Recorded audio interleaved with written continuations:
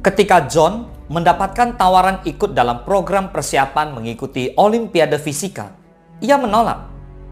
Ibu dan gurunya berusaha meyakinkannya. Dalam hatinya, ia ingin mewakili Indonesia. Tapi, ia juga ingat pengalaman gagalnya dan ia dikata-katai dengan kalimat menyakitkan oleh ayahnya. Ia pun menolak ikut persiapan fisika dan memilih main basket saja. Ada kata-kata ayah yang sulit ia hapuskan adalah, kamu nggak akan becus untuk apapun. Begitupun saat ajang pemilihan untuk penghargaan perusahaan startup terbaik. Anissa memberi alasan sakit. Sebenarnya, ia terlalu khawatir. Khawatir kelihatan bodoh karena tidak bisa presentasi. Ia selalu terngiang-ngiang ejekan temannya saat ia tidak hafal Pancasila waktu upacara bendera. Dan hal itu menghantuinya setiap kali ia harus berbicara di depan umum. Ia selalu berkata, baca Pancasila saja nggak bisa, apalagi bicara di depan umum. Begitu juga saat Tika mau tes terakhir kerja. Ia memilih sebuah perusahaan audit kecil dengan gaji rendah. Sebenarnya, ia bisa diterima di sebuah perusahaan yang besar. Tapi ia terlalu ketakutan, takut ditolak, takut tidak diterima. Ia sebenarnya sudah disiapkan kata-kata untuk jawaban interviewnya. Lalu ia merobek dan membuangnya ke tong sampah. Dia mengatakan, saya nggak mungkin diterima. Berbagai kisah ini mungkin ada yang familiar buat Anda. Mungkin ada yang kesannya terlalu aneh buat Anda.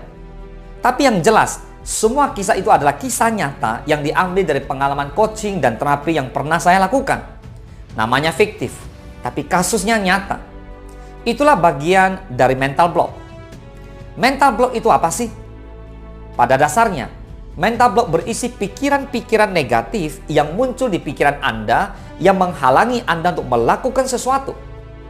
Setidaknya ada 4 les akibat mental block. Apakah akibat dari mental block ini?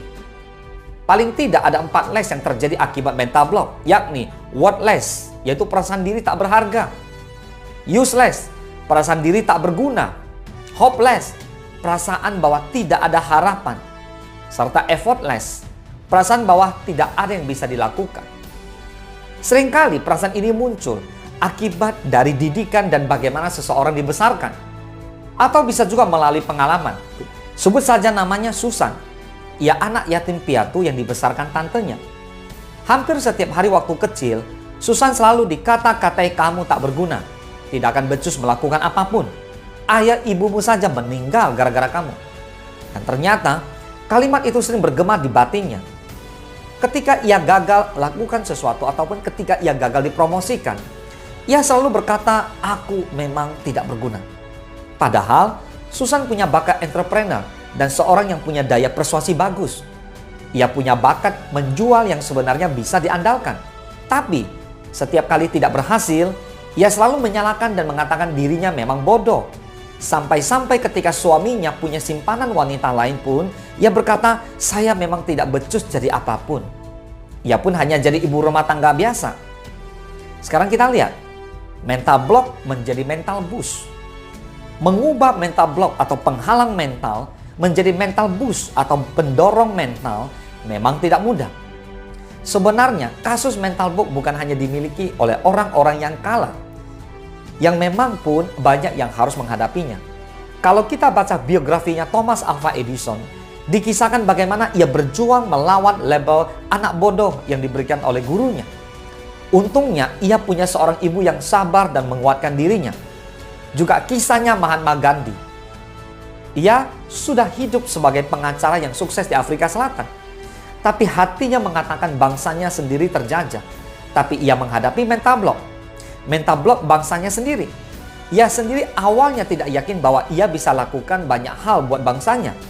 Lagi pula di awal-awal perjuangan, Gandhi ada banyak kalimat percuma. Tidak ada yang bisa lakukan untuk membuat situasi lebih baik. Tak mungkin melawan kerajaan Inggris Raya. Atau kisahnya Erik Weihenmayer, seorang buta yang pertama kali menaklukkan puncak Mount Everest pada tanggal 10 Mei 2001. Mental blocknya lebih banyak, ditambah kalimat-kalimat belas kasihan yang pernah ia terima. Untungnya adalah baik Thomas Alva Edison, Gandhi maupun Erik Weihenmayer adalah mereka yang tidak menyerah dengan blok-blok mental yang ada. Mereka menggunakan kalimat-kalimat negatif ini justru jadi penyemangat mereka. Disinilah kita perlu belajar dari mereka.